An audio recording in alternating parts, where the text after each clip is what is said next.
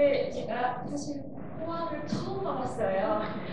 그래서 이렇게 뭐랄까 제가 원래 고향은 대구인데 포항 올 기회가 없어가지고 처음 왔는데 오늘 포항역에 내려서 이렇게 포항으로 들어오면서 이게 포항에 관련한 여행 인구가 굉장히 많더라고요. 그래서 그럼 다시 한번 놀러를 한번 와봐야겠는데 일하지 않고 놀러 한번 와봐야겠다라는 생각을 하고 왔습니다.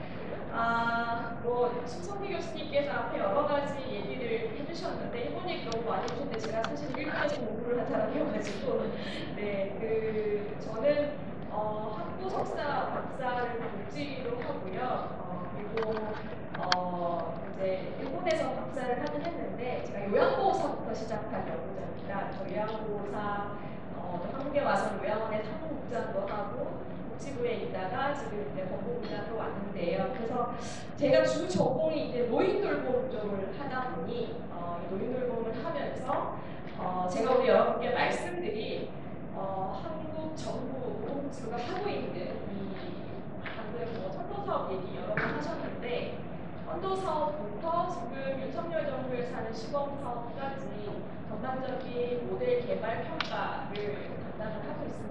이게 저희 연구센터가 복지부와 함께 이런 협업 작업을 하고 있는데요. 최근에 제가 가장 많이 하는 일이 12개 시범사업 지역이 돌아가고 있는데요. 이 12개 시범사업 지역 이외의 지역에서 사실은 강의를 많이 요청을 많이 합니다. 그러니까 저희가 좀 조사를 해보면 230개 신문고 중에 약 70개가 우리들만의 통합교육을 하고 있다라고 말씀을 하세요. 그래서 이제 거의 특히 노인 대상 통합돌봄은 거의 여러 지자체가 이 고령화율도 높아지고 이러다 보니까 굉장히 관심도가 좀 높아진 것 같고요. 그리고 사실은 올해부터 3년간 하고 있는 2단계 시범 사업에서 12개 지자체가 하는데 경북은 의성군이 들어와서 지금 하고 있습니다.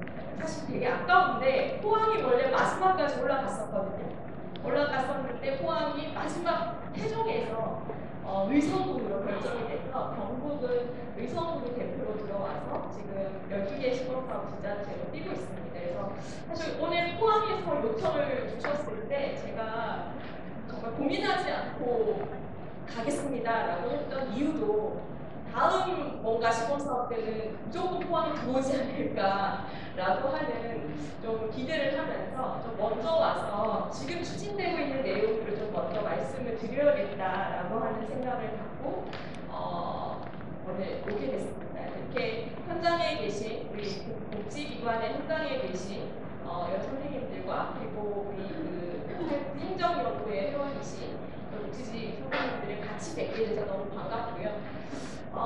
오늘 제가 해서 말씀드릴 내용은 사실 신동태 교수님 지금 여러 분 하고 가셨는데 제가 여러 가지 부연 설명을 좀 다시 드리려고 했는데 교수님이 말씀하신 내용이 좀 예뻐져진 것 같아요.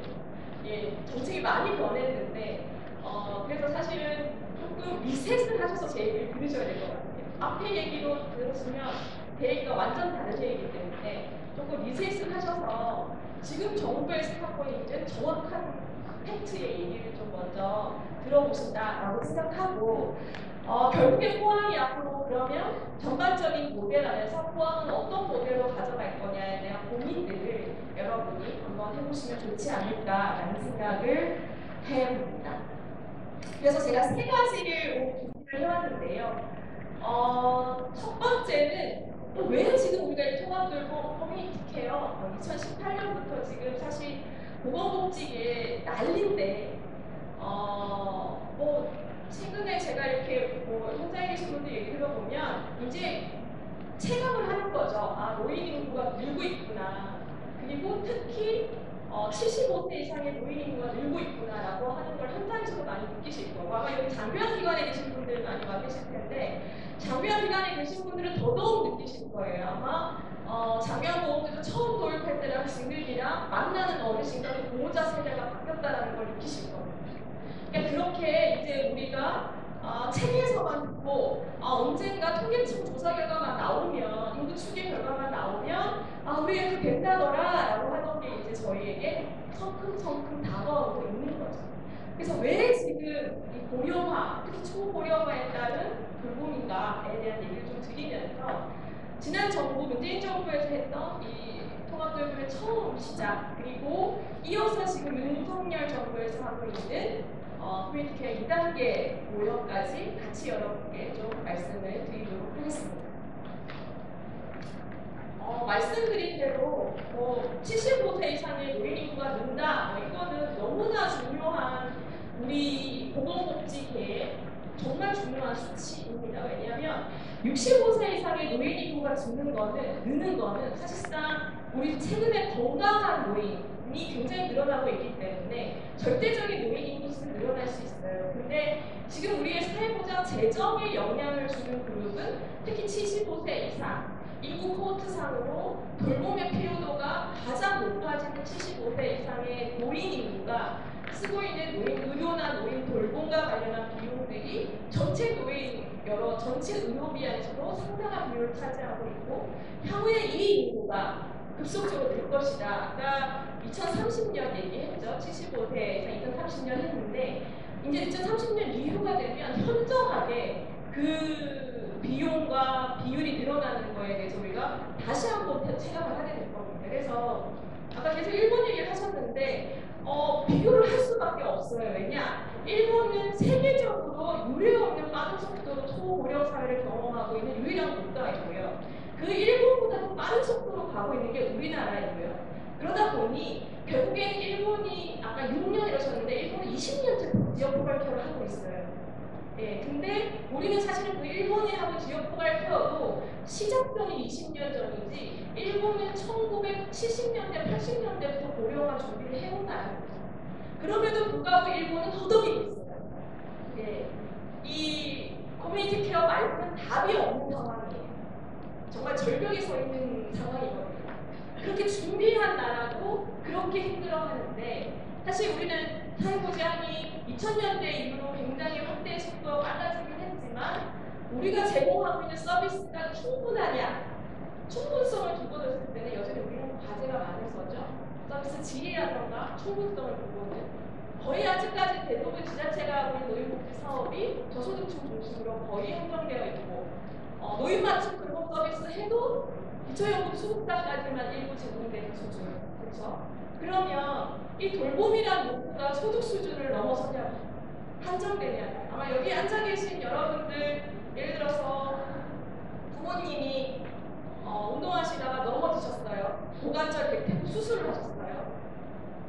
그러면 퇴원하고 집에 오시는데 우리 엄마 아빠가 예를 들어서 장비한 등급을 받고 있지 않은 상황이었어요. 건강한 분이었는데 산책 가셨다가 넘어지셨는데 잘못 넘어지셔서 고관절 대퇴부 수술을 했어요. 퇴원해서 오십니다. 그래도 병원에 장기 입원도 안 돼요. 그렇죠? 급성기병원 길어봤자 열흘 안에 퇴원을 시켜요. 2주. 그렇죠? 열흘 2주인데. 그러면 돌아오면 나 출근해야 돼. 내 남편 출근해야 돼. 그러면 또 우리 집에 누가 엄마 갑자기 오셨는데 밥 차려드릴 분 계십니까? 네. 우리나라 제도권은 아직 없어요. 그러면 어떻게 해야 되냐? 조선족 간병인 사적 간병으로 한 달에 200~300만 원씩 주시고 쓰셔야 돼요. 우리 월급 받는 우리 그 근로소득자가 한 달에 200~300만 원씩 우리 부모님 식사해드리기 위한 간병인으로 쓸 수 있습니까? 네. 근데 사실은 돌봄이라고 하는 문제는 이제는 소득 수준을 넘어선 보편적인 요구가 되어버린 거예요. 그러면 지금까지 우리가 여러 사회보장 제도를 확충해 왔지만 여전히 사각지대가 남아있고 국민적 돌봄에 대한 욕구는 어떻게 채울 것인가에 대한 고민이 필요한데 그 대상 부분이 앞으로 급속도로 늘어난다라고 하는 거죠. 그럼 거기에 대한 대책을 앞으로 어떻게 할 거냐에 대한 고민부터 시작을 했는데 우리가 보통 노인 돌봄 이렇게 얘기하면 어르신 당사자의 문제라고 많이 생각들 하세요. 근데 물론 어르신 당사자의 문제이기도 하지만 모시고 있는 가족, 자녀의 입장에서도 어르신이 이제 돌봄이 필요한 상황이 됐어요. 그러면 우리 엄마를 시설로 모셔야 되나 어떻게 해야 되나라고 하는 그 고민 지점부터 사실상 돌봄과 관련한 욕구와 고민거리는 우리나라의 전체 인구의 평균적으로 45세 이상의 연령대에 되면 직간접적으로 다 같이 고민을 한다는 거죠. 아마 여러분들도 주위에 그런 고민들 하시는 분들 많이 보셨을 거예요. 네. 뭔가 방송에서 얘기를 많이 해요. 노인장 요양보험 얘기도 하고 뭐 이런 제도도 있습니다. 이런 제도도 있습니다. 하면 주민센터에 가면 뭐 각가지 제도에 대한 팜플렛 홍보글이 정말 많습니다. 근데 당장 내 문제가 되면 내가 어디 가서 정보를 얻어야 될지 이제 막막해지는 거죠. 네. 그래서 결국에 돌봄의 문제가 노인 인구 첨가에 해당되는 문제가 아니라 결국에는 내 부모를 어떻게 모실 건가에 대한 그 가족도 같은 문제를 겪고 고민을 하게 되는 거고 결국에는 우리나라 전체 인구의 60, 70%에 가까운 인구가 돌봄과 관련한 고민을 할 수밖에 없다. 그래서 특히 앞으로 대한민국 사회에서 특히 노인 돌봄은 시대적 과제가 될 수밖에 없다라고 하는 얘기들을 많이 합니다. 베이비 부머 세대를 얘기를 안 할 수 없죠. 앞으로의 노년 세대, 구노년 세대와 신노년 세대는 굉장히 상황이 달라집니다. 그렇죠? 본인이 서비스를 선택하고자 하는 이 선택권도 보장이 될 수 있는 세대이고요. 요즘 어르신들 중에 스마트폰 안 쓰시는 어르신 없으시죠? 그렇죠? 정보를 접하는 것도 결국에는 95년 세대와 전혀 다른 상황입니다. 그러면 결국에는 이 베이비 부머 세대가 원하는 돌봄이 필요한 상태가 돼서 내가 어디 가서 살 것인가에 대한 고민들의 지점들이 이제 앞으로 가속화되기 시작했다는 거죠. 제가 보기에 요즘에 최근에 이 계모임을 가도 어머님들이 나중에 나 혼자 밥 못 해 먹으면 난 어떻게 살 거다 아마 그냥 수다거리로 얘기하시는 분들 많으실 거예요. 며느리랑 같이 산다는 집 계신가요? 거의 없는 것 같아요. 저희 부모님도 며느리랑은 안 산다고 하더라고요. 네, 저희 시부모님도 저 같이 안 사시고. 네. 근데 사실상 노년 세대의 인식도 많이 바뀌고 있고 욕구도 바뀌고 있고 교육 수준도 바뀌면서 그럼 과연 내가 그런 돌봄이 필요한 상태가 돼서 어떻게 내 노후를 보낼 것인가에 대한 생각들도 많이 하시게 될 거예요. 근데 대다수가 많이 말씀하시는 게 난 요양시설, 요양원은 가고 싶지 않아 라고 하시는 분도 되게 많으시고요. 사실은 그렇죠? 그리고 요양병원도 최근에 굉장히 문제가 많이 터지면서 요양원, 요양병원을 안 가고 내가 내 집에서 좀 오래 살 수 있는 방법은 없나? 라고 하는 기대를 갖고 계시는 분도 많으시고요.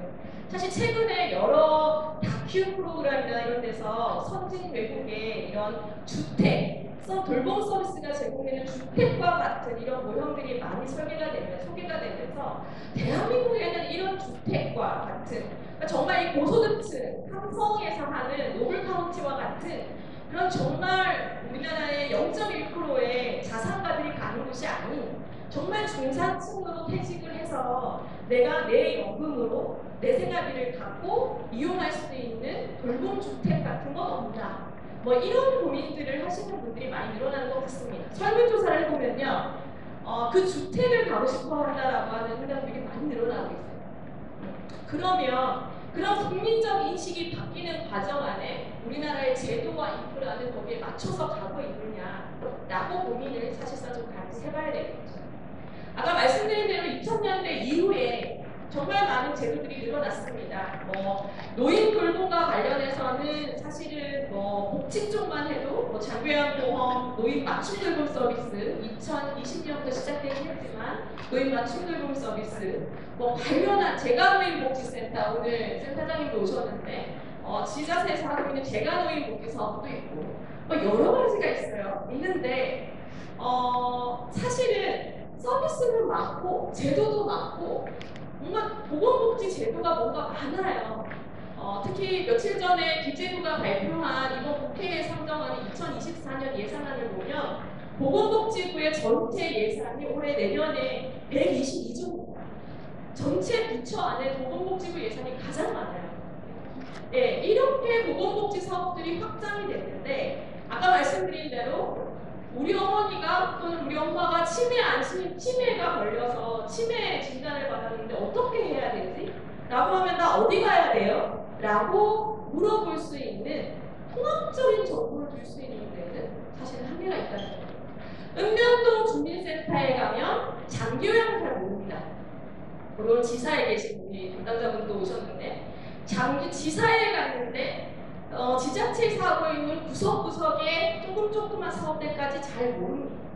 그러면 보호자는 법무공단 지사 가서 장비한 신청도 해야 되고 혹시 좀 다른 거 더 받을 수 있는 혜택이 없는지 읍면동 주민센터 가서 상담도 받아야 되고 보건소 가서도 건강관리 받을 수 있는 방법이 없는지 받아야 되고 치매 무슨 뭐 배회비 감정이 뭐 준다던데 치매 안심센터 가봐야 되나 치매 안심센터는 어디 있어요? 그렇게만 해도 총 4곳의 보호자가 각각 돌아다녀야지만 해결됩니다. 심지어 그것도 보호자가 많이 찾아서 보는 거예요. 어느 누구도 자발적으로 나에게 맞춘, 우리 어르신에게 맞춘 종합적인 정보를 제공해 줄 수 있는 체계는 우리나라에 아직 없습니다. 그래서 우리나라 대한민국에서 지금 하고 있는 통합돌봄의 가장 기본적인 취지, 목적은 분절되어 있고 분산되어 있는 서비스와 제도를 어르신 맞춤형으로 통합적으로 제공할 수 있는 여기에 체계를 만들어보자 라고 하는 게 지금 여러분이 알고 계신 커뮤니티 케어의 가장 큰 핵심입니다. 실제로 그걸 하기 위해서 이제 복지부가 2018년 11월에 국무회의에 이 커뮤니티 케어 추진 로드맵이라고 하는 걸 상정하고 통과를 시켰고요. 그래서 아까 계속 얘기하는 시범사업이라고 하는 게 2019년에 실시한 선도사업에 대한 해당 내용이고 지금 2023년에 커뮤니티 케어 2단계 시범사업이 지금 현재 12개 지자체에서 시작이 되어 있고 앞으로 3년 뒤 전국화로 갈 준비를 하고 있습니다. 계속 전국화로 갈지 모르겠다고 기반 고민이 되고 있는지 모르겠다고 아까 말씀을 계속 하셔가지고 일단 하고 있다는 말씀을 드려야 될 것 같긴 했었는데 여하튼 그 과정을 받고 있고요. 거기에 가장 큰 핵심은 결국에는 우리의 삶이라고 하는 게 돌봄이 필요한 상태가 되면 내 집에 오래 있고 싶어 라고 했을 때 잠깐 질문을 하나 드릴게요. 여러분이 살고 계신 집에 휠체어 타고 화장실에 혼자 들어가실 수 있는 집 있으신가요? 넘어지지 않고. 있으신가요? 있으시면 가까운 좀. 있으신가요? 제가 전국을 다니면서 강의를 하는데 제가 송균을물을 한 번도 못 봤어요. 그래서 혹시나 포항에는 계실까 싶어서 여쭤봤는데 휠체어를 타고 개수대에 발을 넣고 혼자서 쌀을 씻지 못하는 집이면 여러분도 언젠가 관절이 안 좋아지면 혼자 걷기 힘들어지면 제2의 주거지로 이동을 하셔야 됩니다. 그러려면 지금 우리가 얘기하는 돌봄이 필요해도 내가 혼자서 뭔가 자립적으로 움직일 수 있는 집에서 움직일 수 있는 기반이 되려면 적어도 휠체어를 타고 실버카를 밀고 집에서 안전하게 거동할 수 있는 환경이 만들어져야 되겠죠. 그래서 턱도 없애고 개수대의 높이도 조절하고 어제 뭐 이렇게 우리 TV에서 자라고 있는 데를 보면은 충분히 온 집안을 움직일 수 있을 만큼의 환경을 갖춰놓고 있습니다. 그런 본인의 안전한 주거 환경을 개선하는 작업. 그리고 또 하나는 뭐가 될까요? 그러고도 안 돼요. 너무 진짜 집이 쓰러져 갈 만큼 너무 노후화가 돼서 안 돼요. 그러면 아까 말씀드렸던 그런 서비스가 돌봄 서비스가 제공되는 주택을 이용할 수 있는 인프라가 갖춰줘야 되겠죠. 그 돌봄 서비스 주택은 1층에 각각의 어르신이 아파트처럼 사시는 거고요. 1층에 요양보호사나 사회복지사 간호사가 직원으로 근무를 하는 거고 어르신이 이동 감지가 있는지를 감지하고 필요한 경우 외부의 방문 요양 서비스를 이용하는 집입니다. 그러니까 그런 주택은 불가능한가. 결국에는 그것들이 갖춰져야 결국에는 내가 집에서 요양보호사가 하루에 3시간만 와도 내가 집에 있을 수 있는 거예요. 그리고는 돌봄 서비스가 붙어야겠죠. 그리고 또 하나의 가장 핵심적인 내용이 내가 2발로 걸어서 혼자서 병원을 갈 때는 우리나라만큼 의료 서비스의 접근성이 좋은 나라가 없습니다. 포항도 그렇죠. 네, 집 밖에 나가면 내과, 외과, 정형외과, 이비인후과 엄청 많잖아요, 그래서 네, 그렇지 않나요? 네네네. 여러분이 누군가의 도움을 받아야지만 병원에 갈 수 있는 상태가 되시면 세계에서 제일 또 복지를 정말 잘하고 있다는 나라 중에 또 병원을 가기 힘든 나라가 또 심지어 우리나라입니다. 왜냐? 혼자서 못 가니까요. 뭐 이동 지원이 있는 것도 아니고 동행 지원이 있는 것도 아니고 누군가 가족이 늘 붙어서 병원을 가야 되는 상황이면 근데 또 병원이 멀어질 수밖에 없는 거죠. 그러면 과연 찾아오는 의사 선생님은 불가능한가? 의사, 간호사, 사회복지사가 팀을 이루어서 내 집에 주기적으로 찾아와서 나를 의료적인 진찰을 해주고 처방을 내려주는 찾아가는 방문의료 서비스는 불가능한가? 근데 사실 그게 있어야지만 요양병원이나 병원에 입원하지 않고 오랫동안 사실 수 있는 거죠. 그럼 과연 대한민국에 그 준비가 되어 있는가? 혹시 포항에 방문의료 하시는 선생님이 계시나요? 계시나요, 교수님? 계세요? 그럼 한 분 정도 계시려나? 네. 사실은 그 욕구가 굉장히 높아요.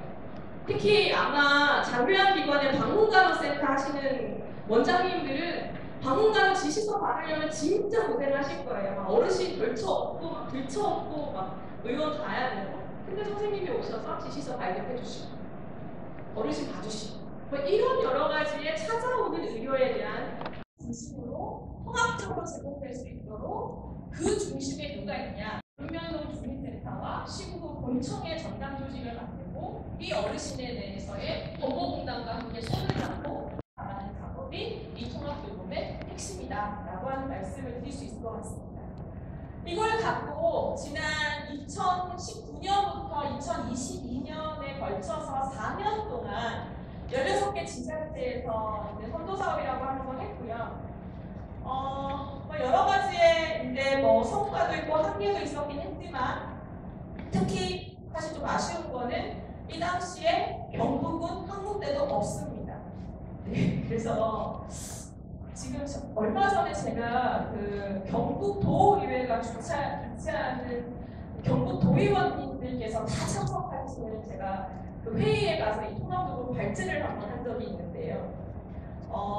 의원님들께서 다들 이구동성으로 하시는 말씀이 경북은 대한민국 전 지자체를 통틀어서 가장 먼저 했었어야 되는 지자체인데 시군 본 지역인데 우리가 너무 늦었다 뭐 그런 얘기를 하시더라고요. 사실 그 이후에 어떻게 변화가 있는지 모르겠는데 여하튼 시도별로 봤을 때 경북이 평균 고령화율이 굉장히 높죠. 그래서 그러다 보니 관심들을 많으셨던 것 같아요. 어떻게 하고 있나? 이게 어떻게 해야 되는 건가에 대한 고민들이 많으셨던 것 같은데 아쉽게 선도사업 지자체로는 포항이 이제 경북이 들어오지도 못했고 포항도 포함은 안 됐었고요.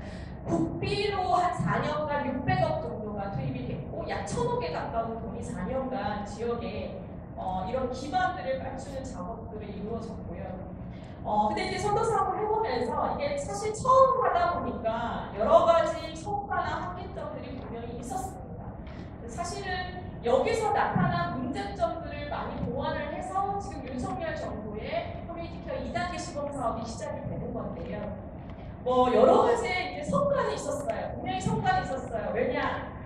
이게 대한민국에서 꼭 가야 되는 사업이구나라고 하는 거에 대해서의 인식이 굉장히 많이 확대가 됐고요. 결국에 필요한 일이다라고 하는 거에 대한 인식이 됐는데 문제는 어떻게 할 것인가에 대해서가 사실 지난 선도사업 때 별로 정리되지 못했습니다. 그래서 아까 말씀드렸던 찾아가는 의사 선생님의 역할이 필요한데 사실은 방문의료 수가에 대한 고민들도 사실 적극적으로 이루어지지 못했었고 그리고 결국엔 수가가 제대로 받쳐주지 못하다 보니 의사 선생님들의 참여도 굉장히 좀 저조했고요. 그리고 사실상 이 통합돌봄이 가장 필요한 대상자 그룹은 정말 요양병원과 요양시설을 가기 직전에 계신 조금 케어가 좀 더 들어가면 그곳을 가는 곳을 좀 지연시킬 수 있는 그룹인데 우리가 공적 제도권 내에서 가장 통점화시켜서 그 위험도가 가장 높은 사람 이렇게 얘기하면 사실상 장병 재가급여자가 있다는 거예요. 그래서 장병 재가급여자, 등급외자, 노인 맞춤돌봄의 중점돌봄 그리고 퇴원환자 사실 이 그룹이 가장 이제 요양병원, 요양시설에 갈 수 있는 위험이 높은 좀 장기요양 분야가 인벌브가 안 됐어요. 주로 대상자 그룹이 공적 제도권에 그동안 들어오지 못했던 분들 중에 도시락 지원이라던가 일상적인 생활 지원이 필요한 어르신들로만 거의 진행이 됐어요. 그러다 보니 이게 분명히 지역사회에서 찾아가는 의료, 그리고 좀 더 중증화된 돌봄, 그리고 생활 지원과 관련한 기존의 제도가 없는 서비스 유형에 대한 내용들, 뭐 이런 것들이 같이 가야 된다라고 하는 문제 제기는 굉장히 많이 됐는데, 결국에는 이게 현실적으로 깔리는 데는 각 지역마다의 한계가 좀 있었습니다. 그래서 이런 문제점들을 저희가 이제 가장 핵심적으로 좀 파악을 하고, 그거를 한 번 더 지역의 특성을 반영해서 한번 해봐야겠다라고 한 게 지난 7월부터 시작하고 있는 윤석열 정부에서 하는 커뮤니티 케어 시범사업 내용입니다. 근데 가장 제가 4년간의 선도사업을 종합평가를 해보면서 야, 이게 정말 필요하구나라고 하는 걸 느꼈던 그룹이 누구냐면 태어난 자. 의외로 여러분 지역사회에 급성기병원 퇴원하시면서 정말 집에서 한두 달만 좀 집중적으로 일시적인 돌봄만 들어가면 이분이 장병 진입도 하지 않고 또는 요양병원에 가지 않고 사실 만한 분들이 많이 계세요. 근데 그 일시 돌봄이 해결이 안 돼서 요양병원으로 가셔서 요양병원의 사회적 입원으로 이어지는 케이스들이 상당수 지역에서 굉장히 많았습니다. 근데 이번 시범사업 때, 선도사업 때, 지난 4년간의 선도사업 때 가장 핵심적인 효과가 그 태어난 자였어요. 어떻게 했냐? 태어난 자가 그 한 선도사업 지역 내에 가장 태어난 자 비율이 많은 정형외과 같은 병원들에 이제 어느 지자체는 정형외과 병원의 담당자와 이 시군구 공청회 전담부서 담당자를 매칭을 하는 거예요.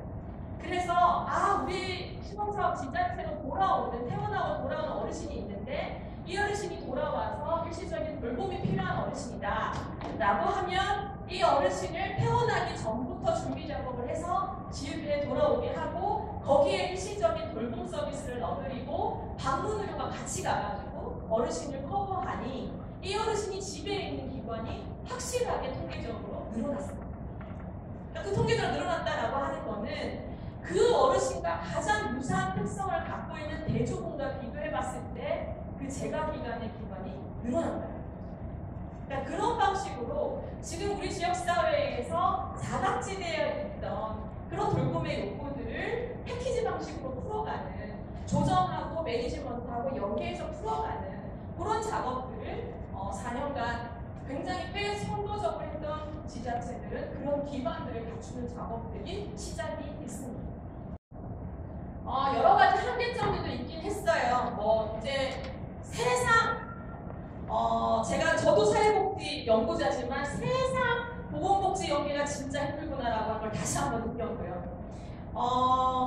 우리가 학교 다닐 때부터 복지는 보건과 연계가 돼야 되고, 보건은 복지에 대한 이해를 해야 되고, 정말 얘기를 많이 하죠. 그래서 지역사회 보장협의체도 보건복지가 같이 해야 되고, 이렇게 해가지고 사실 만들어진 건데, 만나서 얘기를 해보니 서로가 쓰는 용어가 다른 거예요.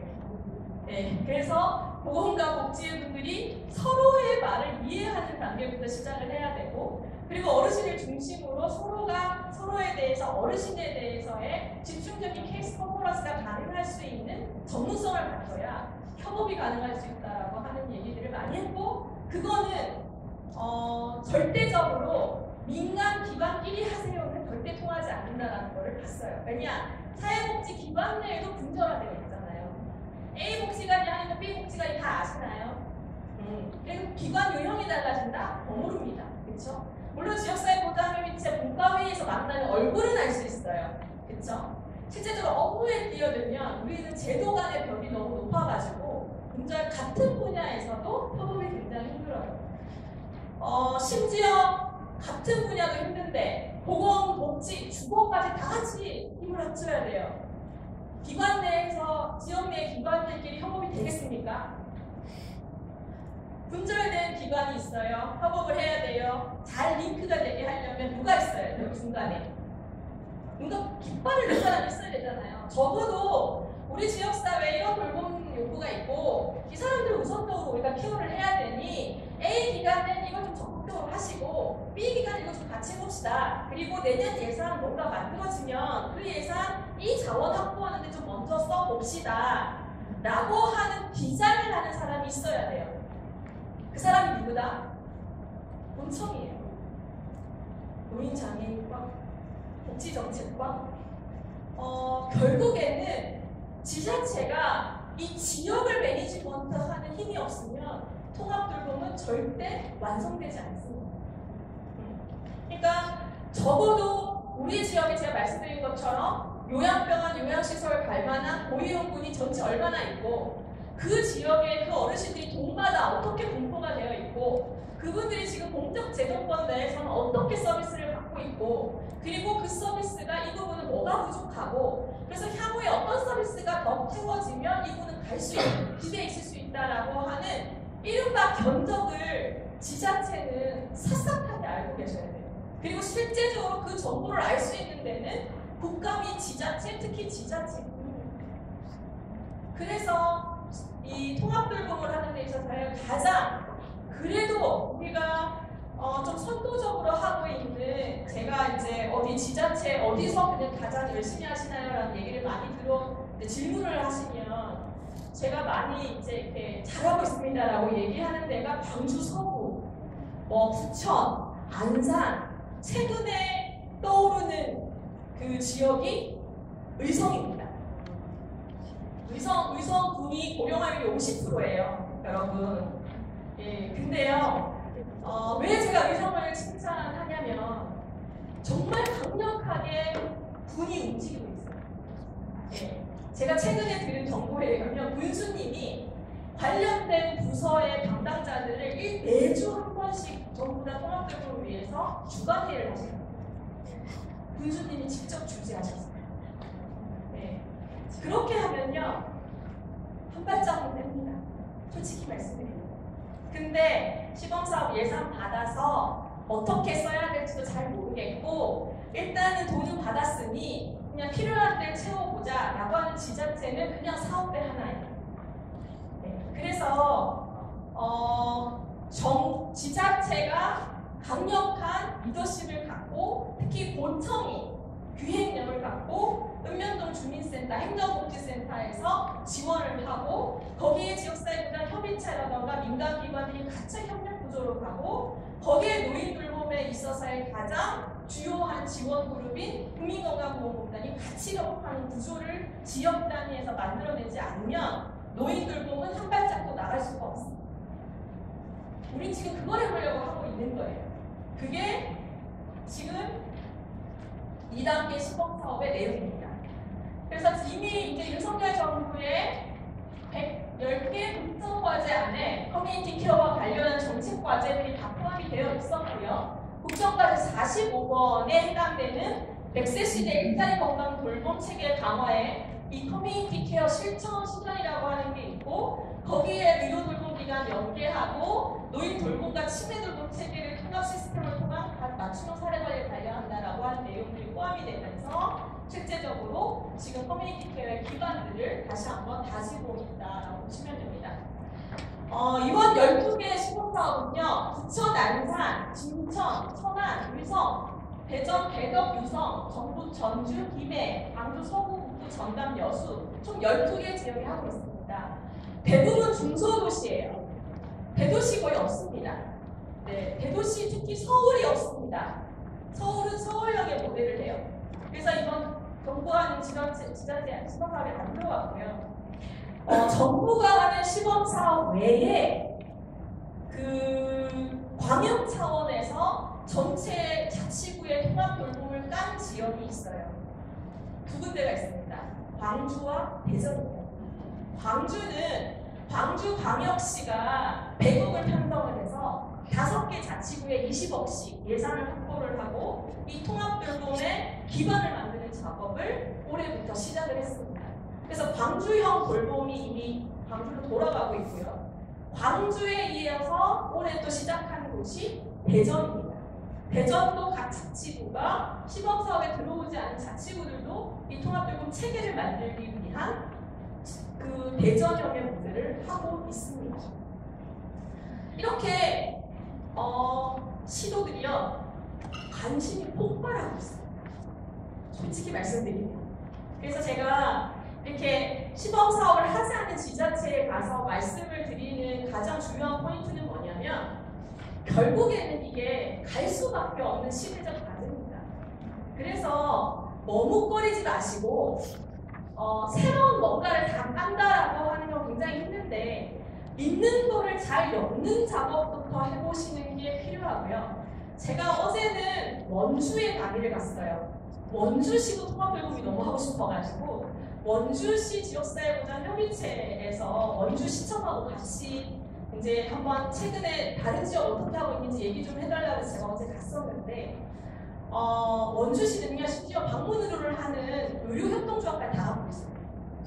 그래서 정말 엮으면 되는데 그 엮는 작업을 시청에서 못 엮고 있는 거예요. 그래서 제가 시청에서 역할을 합니다 라고 하는 일단 깃발을 드십시오 라는 얘기를 해드리고 왔는데 포항도 역시 오늘 이렇게 제가 보니까 굉장히 제가 하는 얘기를 집중해서 듣고 계시는 분이 되게 많은데 아마 관심도가 많으신 것 같은데 포항시청에서 깃발을 좀 드시고 이 포항형의 모델을 만들기 위한 작업들을 좀 많이 하시면 좋겠다라는 생각을 좀 갖고 있고요. 12개 지자체로 들어온 지역들은 시범사업 딱 선발되고 난 후부터 지금까지 저희 연구센터와 지역 전문가들이 지원단을 꾸려가지고 계속 컨설팅이 들어가고 있습니다. 그래서 서비스를 좀 더 잘 제공하는 방법, 그리고 케이스에 대해서 조금 더 적극적으로 참여하는 방법들을 저희가 계속 이제 컨설팅도 하고 여러 가지의 교류를 하고 있고요. 아마 이 시범 사업이 25년 말까지 3년간 앞으로 진행될 내용이어서 관련된 내용들이 진행될 예정입니다. 이 윤석열 정부에서 하는 지금 공식 명칭은 의료 돌봄 통합 지원 시범 사업이라고 하는 건데요. 여기는 지난 선도 사업은 그냥 복지부가 예산을 줬고요. 그리고 커뮤니티 케어는 이거다라고 하는 정의를 줬어요.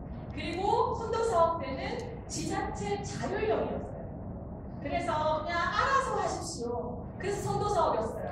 그래서 잘 나오는 지역의 선도 모델을 보겠다라고 하는 게 선도 모델, 선도 사업이었고요. 이거는 시범 사업이에요. 선도 사업을 해봤더니 아까 제가 말씀드렸잖아요. 분명히 필요한 서비스와 분명히 필요한 매니지먼트는 전국의 각 지역에 깔려야 되는 거예요. 매니지먼트를 아무리 잘하려고 해도 서비스의 콘텐츠가 없으면 할 거리가 없는 거죠. 그래서 전국적으로 어느 지자체건 공통적으로 깔아야 할 요소에 대해서는 복지부가 가이드를 마련해서 지침을 드리고 그 지침에 맞고 그 지역의 특성에 맞춰서 시범사업에 운영을 하도록 하는 모델이 이번 시범사업의 특징입니다. 그래서 중앙정부와 지자체의 역할이 굉장히 명확하게 설계가 되어 있고요. 그래서 필수적으로 해야 되는 일들 중에 하나가 바로 대상자를 명확하게 타겟하는 겁니다. 그게 전체 시범사업 대상자 중에 60%는 돌봄 필요도가 높은 사람, 그 중에서도 40%는 장부형 재가급여자로 해야 합니다. 그리고 맞춤 돌봄, 중점군, 그 다음에 등급여자 AB, 회원환자 이렇게 해서 60%는 유지하는 게 이번 시범사업의 기준이고요. 시범사업 대상자 발굴은 보통 지금까지 우리의 대부분의 복지사업은 주민센터로 어르신들이 찾아오셔야 됩니다.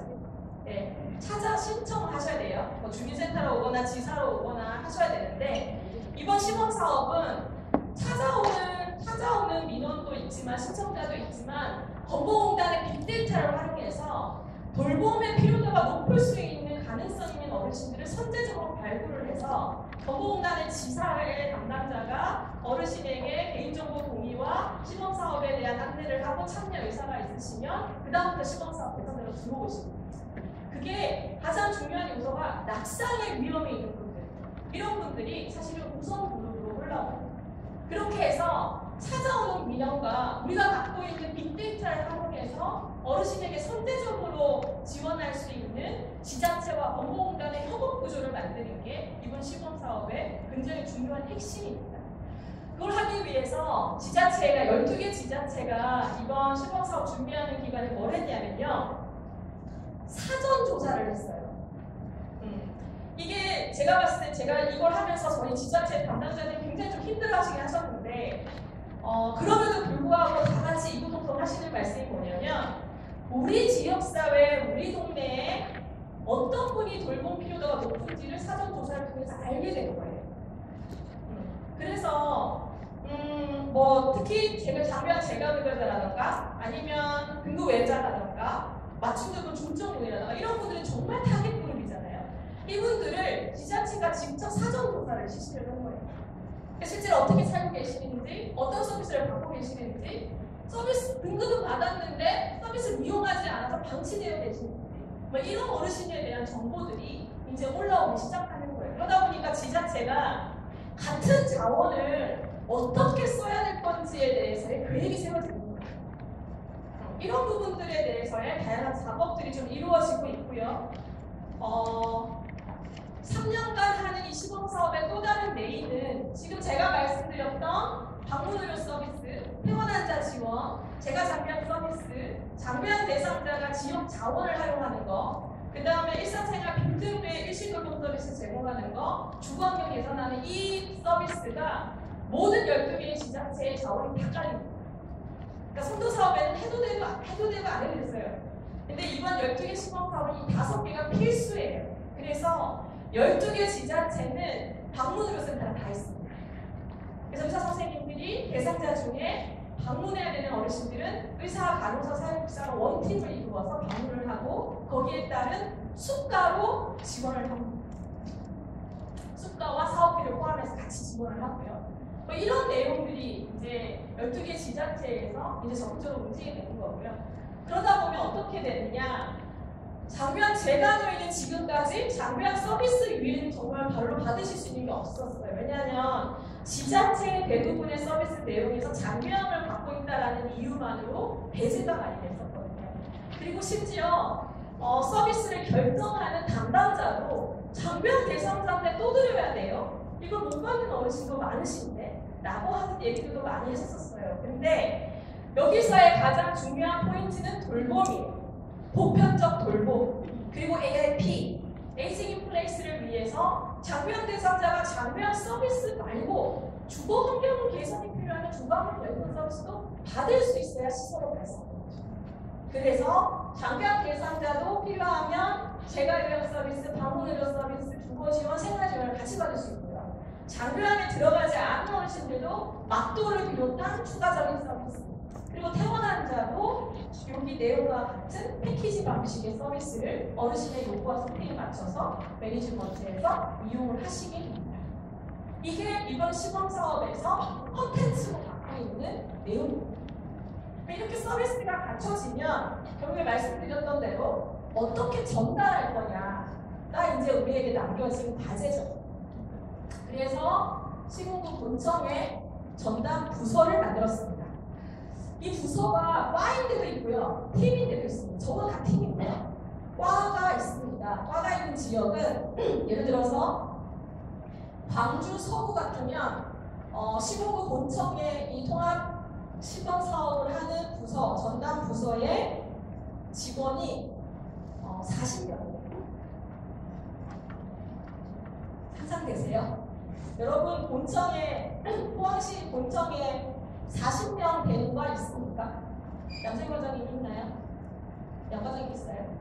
네, 양승 과장님 없죠. 아마 포항시 계속 계셨을 텐데 아마 전국을 보실 텐데 양 과장님은 거의 불가능한 구조죠. 근데 광주 서구에 그 40명이 복지직 간호직만 있냐? 복지직 간호직, 그냥 간호사, 물리치료사, 작업치료사, 영양사, 사회복지사가 같이 있고 공공과 민간인력이 같이 있어요. 그래서 이분들이 뭐 하냐? 케어 매니저 역할을 하는 거예요. 왜냐하면 어르신의 요구가 굉장히 복합적이잖아요.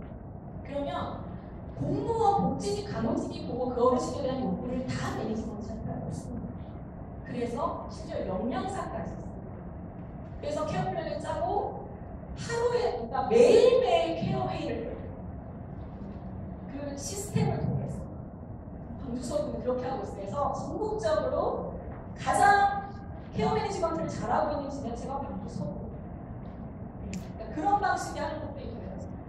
그리고 이 시범사업을 위해서 건보공단 지사 내에 별도의 또 연계팀을 만들었어요. 아마 지자체가 건보공단에 전화하시면 누구하고 통화하셔야 모르고 굉장히 많을 거예요. 지사도 부서가 많고, 자기가 운영센터에도 뭐 이용자를 담당하시는 분도 있고, 인적조사 담당하시는 분도 있고, 담당자가 다 다르죠. 이 시범사업의 원활한 지자체와 건보공단의 협업을 위해서 지자체 지사 내에 담당팀을 만들고, 그 팀을 지자체와의 연계 회의, 그 다음에 어르신 대상자에 대한 그 필요도 조사를 같이 하는 공동인력으로 배치합니다. 보건소 치매안심센터에도 담당 인력을 배치해서 통합 지원 회의를 같이 하고요. 이게 전반적인 전달 체계입니다.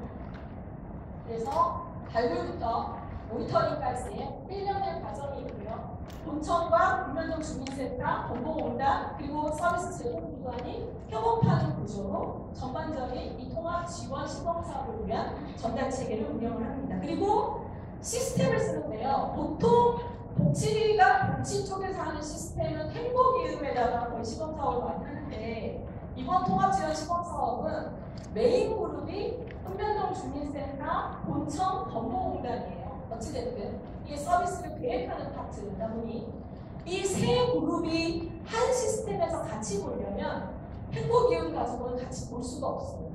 그래서 건보공단 내에 시스템을 별도로 개발을 했고요.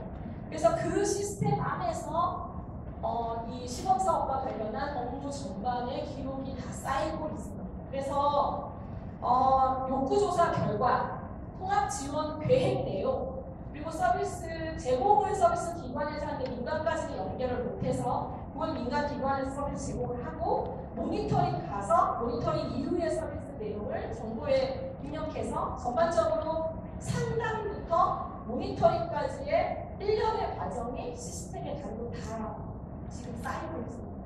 그래서 이제 시범사업 7월부터 저희가 이제 했는데, 8월부터 거의 본격적으로 했는데, 지금 전국에 한 2,000명 정도가 지금 시범사업 대상자로 들어와 있어서 시스템에 정보가 쌓이고 있습니다. 이러한 내용들을 이제 12개의 지자체가 이런 1년의 과정의 업무도 하면서 그 컨텐츠를 기반으로 본인들 지역만의 특성을 만들어가요. 이 12개 지역이 다 특성이 좀 달라요. 중점화하는 내용이 좀 달라요. 광주 북부는 전국에서 임대단지가 많습니다. 연결대전단지가 많아서 연결대전단지를 돌봄 안전망으로 만드는 작업. 아까 말씀드린 의성에 방문의료센터를 해야 돼요. 고령을 50인데 정말 젊은 이렇게 인력들도 별로 없는데 집으로 찾아가는, 신발 벗고 들어가는 의사 선생님을 확보를 해야 되는 거예요. 의성 분청에서 아무리 들여다봐도 의사 선생님이 없어요. 신발 벗고 집에 들어갈 선생님이 없는 거예요. 그래서 의성군이 마련한 대책은 보건지소에 그 의사 선생님 그리고 간호사 선생님들이 방문을 합니다. 그게 의성군의 모델이고요. 그래서 저희가 의성군, 진천군이 군으로 두 개가 들어가 있는데, 진천군은 또 퇴원환자 지원을 너무 잘합니다. 퇴원환자 지원 어떻게 하냐? 진천군 내에서 가장 어르신들이 많이 이용하는 요양병원이 있어요. 그래서 어르신들이 그 요양병원 이용을 정말 많이 해요. 네, 정말 입퇴원을 반복하는데, 그 요양병원 내에 퇴원환자 지원을 위한 우리 돌봄 스테이션이라고 하는 걸 만들어서 거기에 어르신 퇴원환자 지원을 위한 전담 인력을 배치를 하고, 그 사람과 시군구 본청의 전담 부서의 담당자가 연계해서 어르신을 치고 들어갑니다. 그래서 불필요한 재입원을 막기 위한 서포트 체계를 갖고 있습니다. 이런 방식의 각 지자체가 뛰기 시작했습니다. 그래서 모르겠어요. 이제 토론할 때 이제 포항의 얘기를 하실 것 같은데, 포항은 어떤 모델을 한번 해보실 수 있을지 아마 일단 토론하면서 여러 가지 얘기가 나올 것 같긴 한데, 제가 보기에는 자원이 없다. 이거 가지고 사실 지금 답이 없고요. 자원은 앞으로 중앙정부 차원에서 인프라를 깔아야 될 거는 제도적으로 깔아나가야 되는 거고요. 결국엔 지자체가 지금 갖고 있는 자원을 어떻게 조금 더 효과적으로 쓸 수 있을까? 것인가에 대한 고민을 계속해 나가야 된다. 그게 지금의 과제다라고 하는 얘기를 드릴 수 있을 것 같습니다. 그래서 마지막으로 한 4개 정도를 이제 만약에 포항에서 포항형 동봉을 만드신다. 이러면 꼭 이 4가지에 대한 고민을 하셔야 돼요. 일단 지자체가 마스터 플랜을 갖고 있어야 돼요. 아까 말씀드린 대로 포항시장님이 우리 지역 사회는 특히 노인돌봄을 위해서는 포항이 앞으로 이런 작업을 해나가겠다라고 하는 마스터 플랜을 갖고 계셔야 되고요. 시장님이 만들어냈나요? 그거를 담당 부서와 그리고 지역사회보장 협의체 그리고 민간기관의 여러 대표자분들께서 같이 협업 작업을 해서 그 지자체만의 마스터 플랜을 만드는 작업이 우선돼야 됩니다. 제일 먼저 도대체 우리 지역에 돌봄이 필요한 어르신이 얼마나 있는지부터 먼저 보셔야 돼요. 우리가 상당히 많이 알고 있는 것 같지만 사각지대에 있는 어르신이 굉장히 많고요. 돌봄이 필요한데 분명히 공적 제도권 내에 들어와 있음에도 불구하고 서비스를 제대로 이용하지 못하고 계신 분도 상당히 많습니다. 그래서 전반적인 수요에 대한 고민 그리고 그 수요에 맞춰서 공급을 어떻게 할 것인가에 대한 고민 이런 것들이 갖춰져야 될 것 같고요. 가능하다면 방문 진료가 조금 더 방문 의료가 활성화되면 좋겠다라고 하는 기대 그리고 재가 서비스들도 사실은 좀 여러 가지 소통 구조를 갖고 같이 협의할 수 있는 구조를 만들면 좋을 것 같다. 그리고 마지막에 통합 지원 회의 때 결국에는 지금 희망복지지원단의 통합 사례회의처럼 그런 방식은 제가 봤을 때는 거기는 위기가정이나 저소득층에 좀 중심을 두고 있긴 한데 정말 지자체가 개입해서 해결해야 되는 복합적인 요구에 대해서는 정말 지역단에서 해결할 수 있는 안전망을 만들어가는 작업들을 우리 포항시 내에서 어떻게 구축할 것인가에 대한 고민들을 시작을 하셔야 될 것 같습니다. 12개 지자체가 7개가 선도사업 때부터 했던 지자체고요. 5개가 이번 시범사업에 처음 들어오는 지자체인데요. 제가 7개, 5개의 전문가들하고 한번 해봤더니 장단점이 있어요. 선도사업 지자체들은 일단 뭘 해야 되는지는 아세요. 한 5년 하시니까 이게 이제 지자체가 뭘 준비해야 되고 내가 어떤 기관들에 어떤 사람들하고 같이 협력 구조를 만들어야 되는지에 대해서의 인사이트가 생기는 거예요. 하세요. 근데 이전 사업에 했던 방식을 이렇게 벗어나지를 못하세요. 그게 좀 단점이 있는 반면에 새롭게 시작하는 시범사업 지자체들은 정말 지금까지 생각만 했던 걸 해보시는 거잖아요. 그러니까 제일 먼저 지자체가 제일 어려워하는 부분 해야 된다라고 하는 과제로 느끼는 게 뭐냐면 건보공단하고 협력을 해요. 별로 같이 일해본 적이 없는 거예요. 그래서 건보공단 제가 장교량 기관하고 지자체가 같이 협업하는 구조를 만들어가는 작업들을 지금 지자체들이 많이 고민을 하고 있어요. 왜냐하면 우리나라의 교통체계에서 장비보험제도를 벗어나서는 사실상 연계하죠. 그래서 있는 공적 제도를 어떻게 잘 연계할 것인가, 그리고 거기에 불충분한 서비스를 지역 단위에서 어떻게 만들어갈 것인가, 그 작업들이 통합돌봄을 그 지역에 맞는 모델로 만들어가는 초기 작업입니다라고 하는 걸 기억하시면서 오늘 통합돌봄에 대한 여러 가지 정리를 해주시면 좋을 것 같습니다. 감사합니다. 네.